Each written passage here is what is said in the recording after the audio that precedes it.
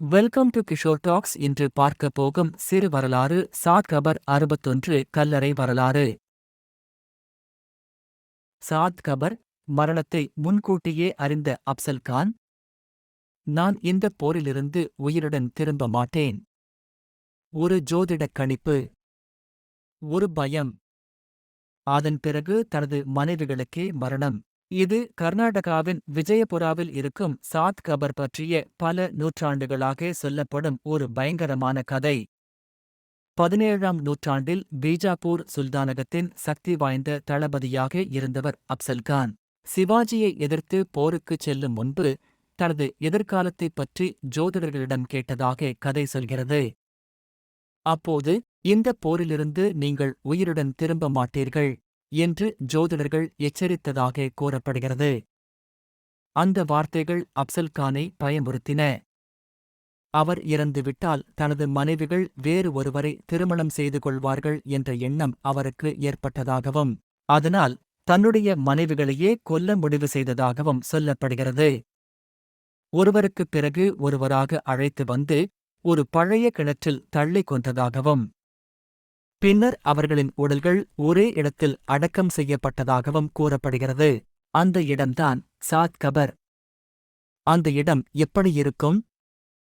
61 கல்லறைகளும் அதனுடன் சேர்த்து நொடிந்து போன இளம்பெண்களின் கனவுகளும் வெளிப்பாடாய் காட்சி அளிக்கிறது. இன்று விஜயபுராவின் அமைதியான பகுதியில் இருக்கும் சாத் கபர் ஒரு சாதாரண சுற்றுலா தளம் போல பரபரப்பாக இருக்காது.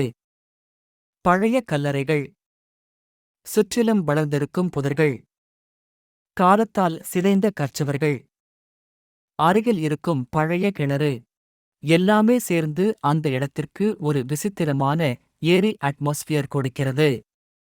குறிப்பாக அந்த கல்லறைகள் ஒன்றுக்கொன்று அருகருகே அமைதியாக வரிசையாக இருப்பதை பார்க்கும்போது இந்த இடத்துடன் தொடர்புடைய அந்த பழைய கதையை நினைக்காமல் இருக்க முடியாது. பகலில் பார்த்தாலும் அமைதியாக இருக்கும் அந்த இடம் மாலை நேரத்தில் இன்னும் ஆகத் தோன்றும் என்று சொல்லப்படுகிறது. ஆனால் அந்த கதையின் மிகப்பெரிய திருப்பம்.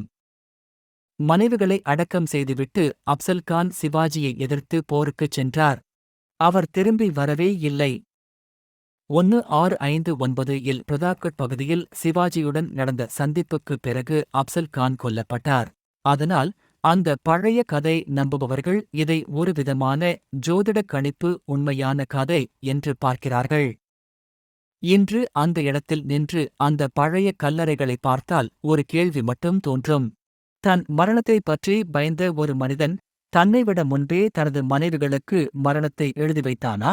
ஆனால் யாருக்கும் முழுமையாகத் தெரியாது. ஆனால் சாத் கபரின் அமைதியான கல்லறைகளும் பழைய கிணறும் அதைச் சுற்றியிருக்கும்